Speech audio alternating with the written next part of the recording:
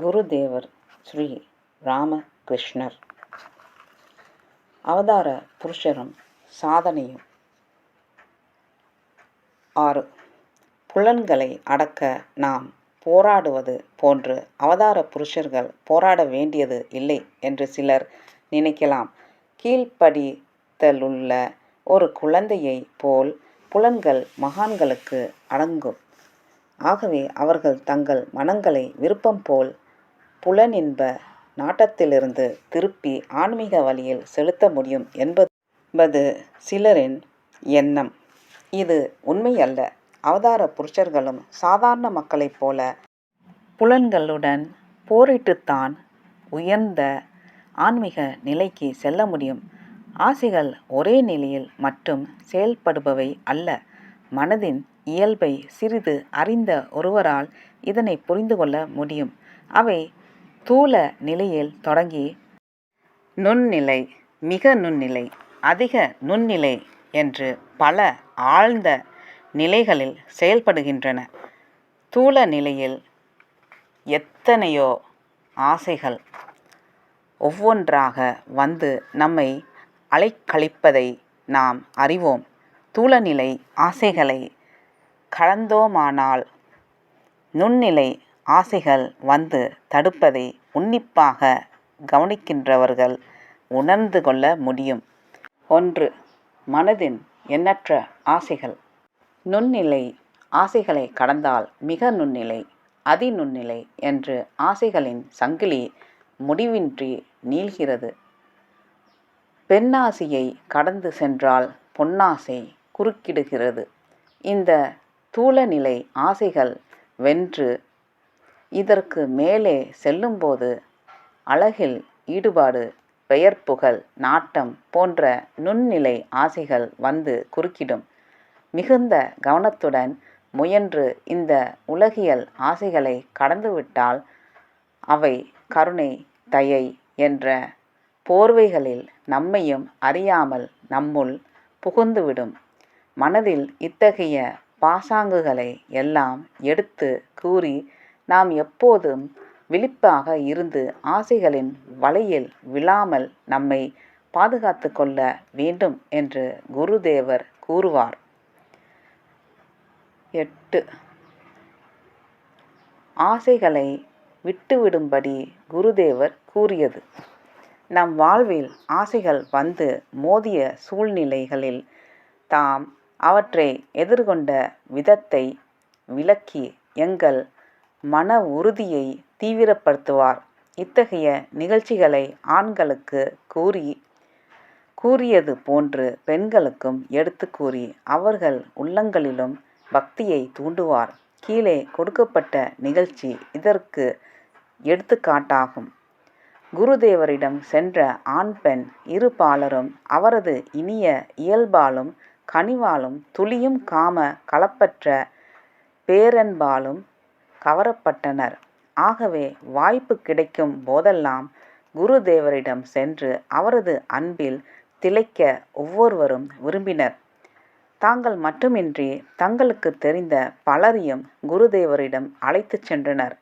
ஒரு நாள் மாலை எங்களுக்கு தெரிந்த ஒரு பெண்மணியும் அவளது ஒன்றுவிட்ட சகோதரியும் அந்த சகோதரியின் நாத்தனாரும் குருதேவரை காண தட்சிணேஸ்வரத்திற்கு சென்றனர். அவர்கள் அவரது அறைக்கு சென்று அவரை பணிந்து அமர்ந்தனர். வழக்கம் போல முதலில் அவர்களிடம் நலம் விசாரித்துவிட்டு குருதேவர் பேசத் தொடங்கினார். இறைவனிடம் பக்தி செலுத்துவதே வாழ்க்கையின் குறிக்கோள் என்பதுதான் குருதேவரின் அன்றைய உரையாடலின் முக்கிய கருத்தாக இருந்தது. இறைவனிடம் பக்தி செலுத்துவது அவ்வளவு எளிதல்ல என்பதை விளக்கிய குருதேவர் தொடர்ந்து கூறினார். 9. இதை பற்றி பக்தைகளுக்கு அறிவுரை. இறைவனிடம் ஒருவர் எளிதாக சரணடைந்து விட முடியுமா? மகாமாயையின் வழிகள் அறிவுக்கு எட்டாதவை. கடவுளை எளிதில் அடைய அவள் விட்டு விடுவாளா என்ன? பற்றுக்கொள்வதற்கு உறவினர் யாருமே இல்லாத ஒருவன் இருந்தால் அவனிடம் ஒரு பூனையை கொடுத்து அதனிடம் பற்றுக்கொள்ள செய்து விடுகிறாள். அவனும் அந்த பூனையே உலகம் என்று எண்ணிக்கொண்டு அதற்கு வேண்டிய பாலுக்காக அலைந்த வண்ணம், நான் என்ன செய்யட்டும், பாலையும் மீனையும் தவிர இது வேறு எதையும் உண்ண மறுக்கிறதே என்று சொல்லியபடி அதை பராமரிப்பதிலேயே வாழ்நாளை செலவிடுகிறான். இன்னொரு உதாரணம் கூறுகிறேன். விதவை ஒருத்தி இருப்பதாக வைத்துக்கொள்வோம். அவளது குழந்தைகளும் இறந்துவிட்டனர். சொந்தம் பந்தம் என்று சொல்லிக்கொள்ளவும் வேறு யாரும் இல்லை. இருக்கின்ற ஏதோ இருவர் கூட விதவைகள் வீட்டை எடுத்துக்கொண்டால் சில பகுதிகள் சிதிலமடைந்து விட்டன. மற்ற பகுதிகளும் இன்றோ நாளையோ இடிந்து விழுகின்ற நிலையில் உள்ளன. மாடி சுவர்களில் ஆலஞ்செடிகள் முளைக்க தொடங்கிவிட்டன. அவற்றின் இடையே அங்கொன்றும் இங்கொன்றுமாக பசலைக்கீரை கொடிகளும் கூரையின் மேல் படர்ந்துள்ளன. அந்த பெண்ணின் மனம் முழுவதும் இருப்பது பசலைக்கீரையை பறிப்பதிலும் பொரியல் செய்வதிலும்தான். இவ்வாறு ஒரு சம்சாரத்தை உருவாக்கி அந்த விதவைகள் அதில் உழன்று கொண்டிருப்பார்கள். அவர்கள் ஏன் இறைவனின் திருவடிகளில் சரணடைவதில்லை? அதற்கு இது அல்லவா உகந்த தருணம். ஆனால் அப்படி செய்ய மாட்டார்கள். திருமணமானதும் கணவனை இழந்த ஒருத்தி இருப்பதாக வைத்துக்கொள்வோம். அவளுக்கு குழந்தை பேற்றுக்கு கூட வழியில்லை. அவள் ஏன் கடவுளை சரணடைய கூடாது? ஆனால் அவ்வாறு செய்ய மாட்டாள். அவள் தன் சகோதரரின் வீட்டுக்கு காவலாய் இருப்பாள். கூந்தலை அள்ளி முடித்துக்கொண்டு சாவிக்கொத்தை புடவை தலைப்பில் கட்டிக்கொண்டு கண்டிப்பான பார்வையுடன் அனைவருக்கும் ஆணை பிறப்பித்தபடியே வீட்டில் உள்ளவர்களை ஆட்டி வைத்து கொண்டிருப்பாள். அவளது கெடுபிடியும் ஆர்ப்பாட்டமும் அக்கம் பக்கத்தாரை கூட அருகில் வராமல் செய்துவிடும். என்ன செய்வது? நான் மட்டும் இங்கு இல்லை என்றால் என் சகோதரனுக்கு ஒரு வேளை உணவு கூட கிடைக்காது என்றெல்லாம் கூறிக்கொண்டு திரிவாள். ஆ, இவளெல்லாம் பெண்தானா? தனது நிலைமையை ஏன் அவள் நினைத்து பார்க்க கூடாது? வந்திருந்த 3 பெண்களும் குருதேவரின் வார்த்தைகளை கவனமாக கேட்டுக்கொண்டிருந்தனர். அவர்களுள் ஒருத்தி அன்றுதான் முதலாக குருதேவரிடம் வந்திருந்தாள். குருதேவர் எதேச்சையாக கூறுவது போல் பேசினாலும் அது அவளையே குறிப்பது போன்று இருந்தது. ஏனெனில் அவளும் குருதேவர் நம் உவமையில் கூறிய விதவையை போன்று சகோதரன் வீட்டிலிருந்து கொண்டு அதிகாரம் செய்பவளாக இருந்தாள். இதை பற்றி குருதேவரிடம் யாரும் முன்பே சொல்லி இருக்கவில்லை. தாமாகவே இந்த எடுத்துக்காட்டை கூறி ஆசைகள் மனிதனை எவ்வாறு ஆட்டி படைக்கின்றன, எவ்வாறு பல்வேறு நிலைகளில் செயல்படுகின்றன என்பதை விளக்கினார் குருதேவர். குருதேவரின் சொற்கள் அந்த பெண்ணின் உள்ளத்தில் ஆழ பதிந்திருக்கும் என்பதை கூற வேண்டியதில்லை. எல்லாவற்றையும் கேட்டுக்கொண்டிருந்த அந்த விதவையின் நாத்தனார் மற்ற பெண்ணிடம், அக்கா, குருதேவர் என்றும் இல்லாதபடி இன்று இதையெல்லாம் கூறுகிறாரே, என் நாத்தனார் இவற்றை எப்படி எடுத்துக்கொள்ளப் போகிறாளோ என்று மெல்லிய குரலில் கூறினாள். அதற்கு அந்த பெண், நாம் என்ன செய்ய முடியும்? அவள் எப்படி வேண்டுமானாலும் எடுத்துக்கொள்ளட்டும். இப்படியெல்லாம் கூறும்படி யாரும் குருதேவருக்கு சொல்லிக் கொடுக்கவில்லையே என்று சொன்னாள். மனித இயல்பை பற்றி ஆராய்ந்தால் மனம் எவ்வளவு உயர்ந்த நிலைக்கு செல்கிறதோ அவ்வளவு தீவிர வேகத்துடன் நுண்ணிலை ஆசைகள் மனிதனை தாக்கி கடும் துயரத்தை அனுபவிக்க செய்வதை அறியலாம். களவு, பொய், தீயொழுக்கம் ஆகியவற்றில் தொடர்ந்து ஈடுபடுகின்ற ஒருவன் அதற்காக பெரிதாக மன வருத்தப்படுவதில்லை. ஆனால் நேர்மையும் உயர்ந்த உள்ளமும் கொண்ட நல்லவர் ஒருவரிடம் இத்தகைய தீய எண்ணங்கள் தோன்றினால் அதற்காக அவர் தன்னை குற்றவாளியாக கருதி கொண்டு விவரிக்க முடியாத மனவேதனை அடைகிறார். 10.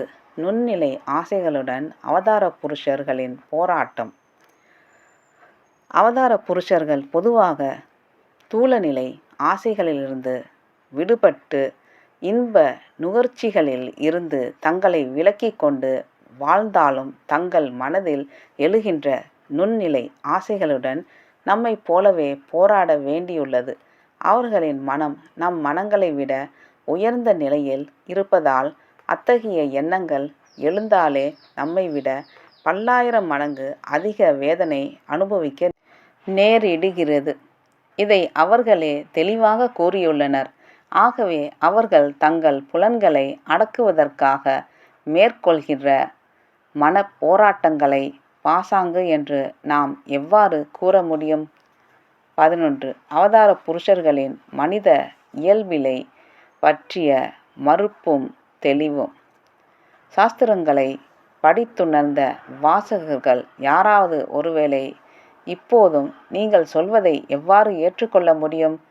பகவத்கீதை விளக்கு உரையில் ஆரம்பத்தில் அத்வைத கொள்கையின் தலைசிறந்த ஆசிரியரான சங்கரர் ஸ்ரீ கிருஷ்ணர் பிறப்பையும் அவர் மானுட உடலை பெற்றதையும் பற்றி கூறுவதை நினைவு கூறுங்கள்.